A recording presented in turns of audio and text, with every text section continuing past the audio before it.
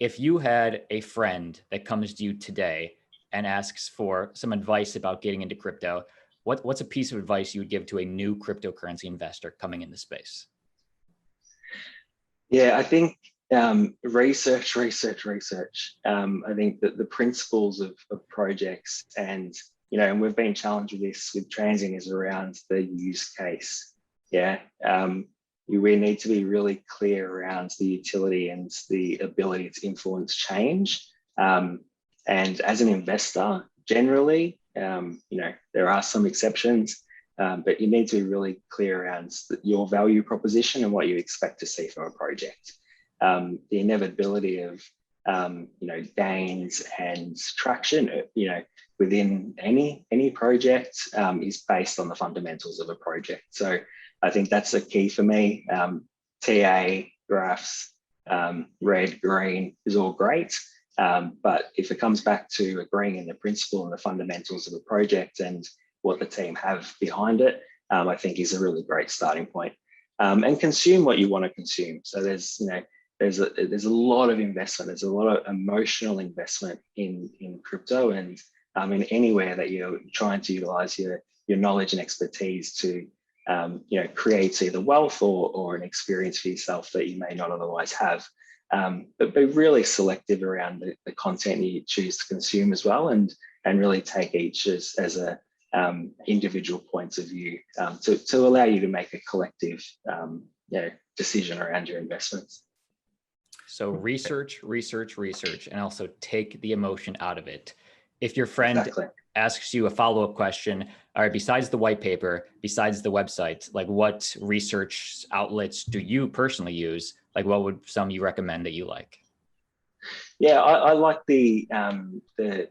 some of the more technology focused. So I like to see things like IT news and these sorts, where not specifically just blockchain, but that where there's a conversation being had outside of our ecosystem is something that you need to keep an eye on, because what that shows is, and you see it with Ripple, and you see it with these guys that are making headlines, that there is a real need for consuming this content, and that there's change afoot once that's actually happening. So I wouldn't necessarily be confined to the crypto first articles and publications, but clearly it's a really good mechanism to use, where you can see the momentum that's being gathered across some of those technology and more technical focused publications. So I like to keep in those,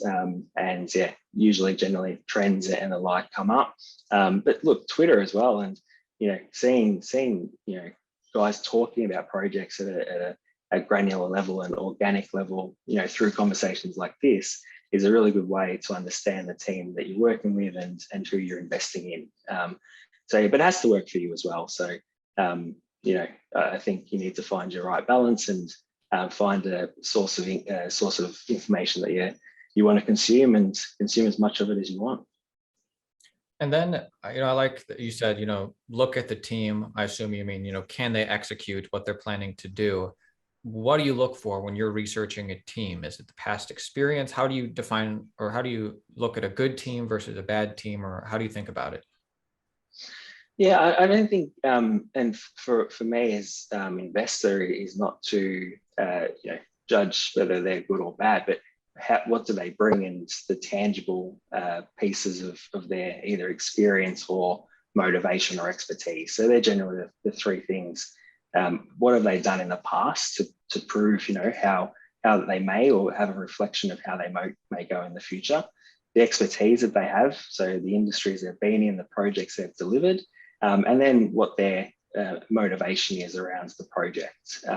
Generally, if you can get 2 out of 3 of those are sort of 80% or more in your own head, then generally you're going to be into an understanding that the team behind it is able to execute the plan they have.